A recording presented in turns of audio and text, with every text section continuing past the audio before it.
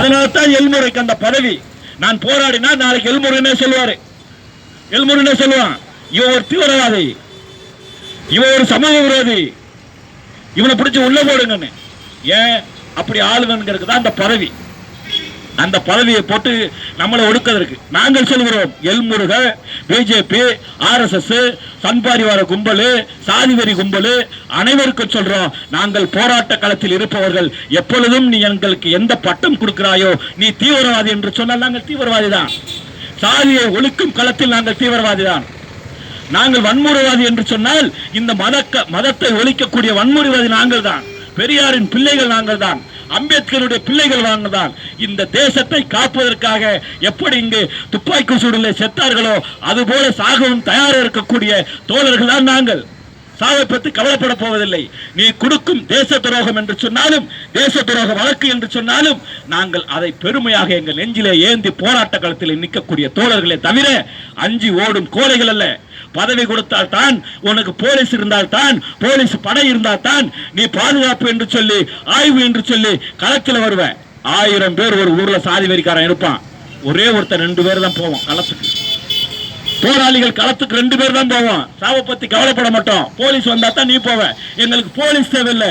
எங்களுடைய தோழர்களை எங்களுக்கு போலீஸ், எங்களுடைய தோழர்களை எங்களுடைய ராணுவம் அப்படித்தான் கட்டமைத்துக் கொண்டிருக்கிறோமே தவிர வேறு எதுவும் உங்களை போல போலீஸ் பக்கத்தில் இருக்க வேண்டும், அதிகாரம் பக்கத்தில் இருக்க வேண்டும் என்று போனவர்கள் அல்ல போராளிகள்.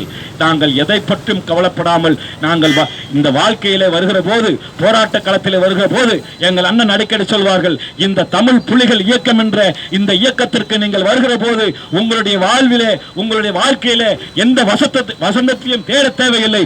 வரும்போது உங்கள் வாயில் வாக்கரிசியை போட்டுக்கொண்டு களத்திற்கு வாங்கள் என்று சொன்னார்கள். அதுபோல களத்திற்கு வந்தும் போராளிகள் நாங்களே தவிர எவருக்கும் அஞ்ச போவதில்லை.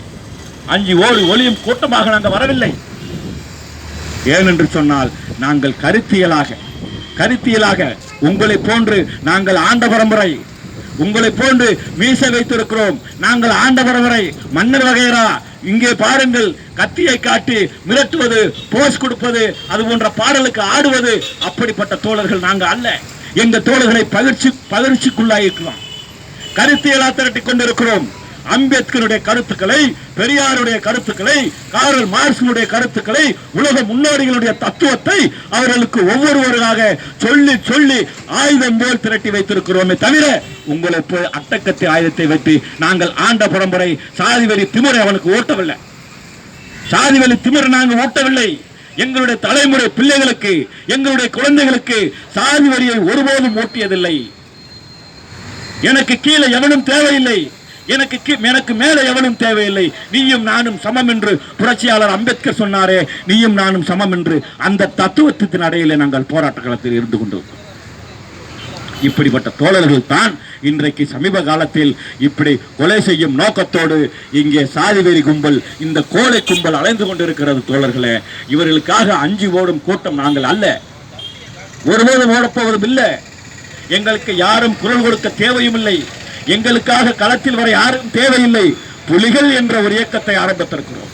எதற்காக புலிகள் என்ற இயக்கத்தை ஆரம்பித்திருக்கிறோம்? ஏன் புலிகள் என்று பெயர் வைத்திருக்கிறோம்? களத்தில் இதுபோல் நாங்கள் வாழ்வதற்காகத்தான்.